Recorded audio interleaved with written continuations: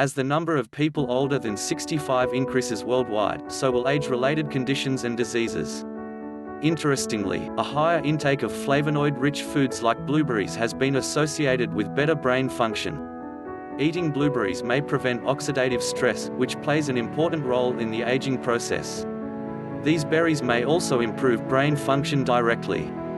In one 12-week study, drinking blueberry juice daily improved memory in 9 older adults with early memory decline. Another 6-year study in older adults found that blueberries and strawberries were linked to delays in brain aging by up to 2.5 years.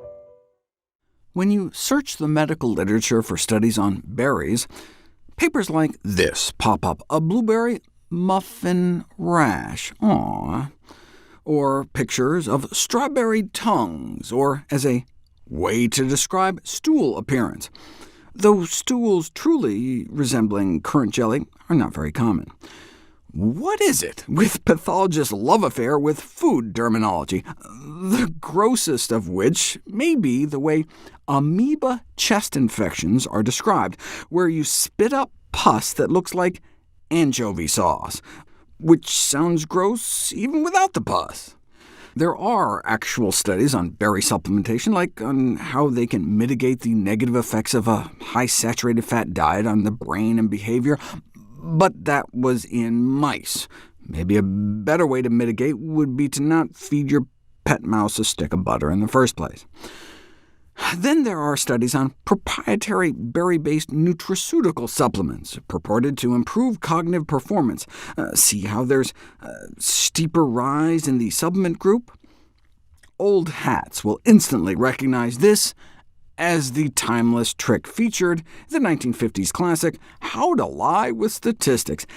See how they don't start the y-axis at 0?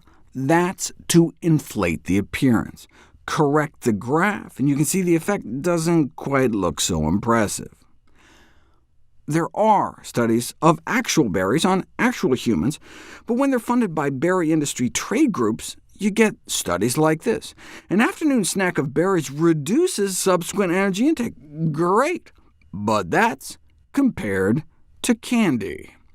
Strawberries, raspberries, blackberries, blueberries, fantastic, compared to a handful of jelly babies, which are just like coated gummy bears. Do berries offer so little that you have to compare them to candy to make them look good? There was that famous Harvard study I did a video about, where berry eating appeared to delay brain aging by up to 2.5 years, but you don't know if it's cause and effect until you put it to the test. And blueberry supplementation was able to improve memory in older adults in just 12 weeks' time.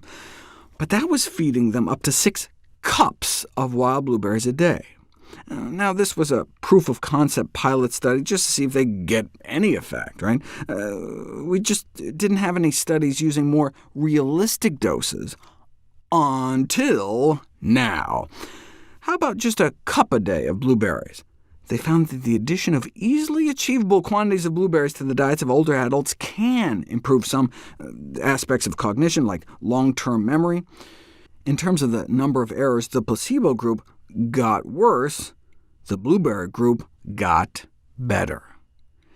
You can even correlate the cognitive improvements with enhanced brain activation, using fancy brain scan technology to actually visualize the improved blood flow to those same regions of the brain caused by the blueberry consumption. Does it work in kids too? Blueberry treatments have shown positive effects on cognition in both rats and adult humans. But do these benefits transfer to children, human children? How about a randomized, double-blind, placebo-controlled study comparing about a cup of blueberries to 2 cups to 0 cups? What did they find?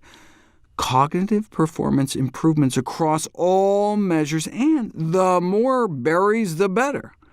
And this wasn't after 12 weeks of eating berries, but within hours of just a single blueberry meal. Sounds like a good breakfast any day our kids are having their exam.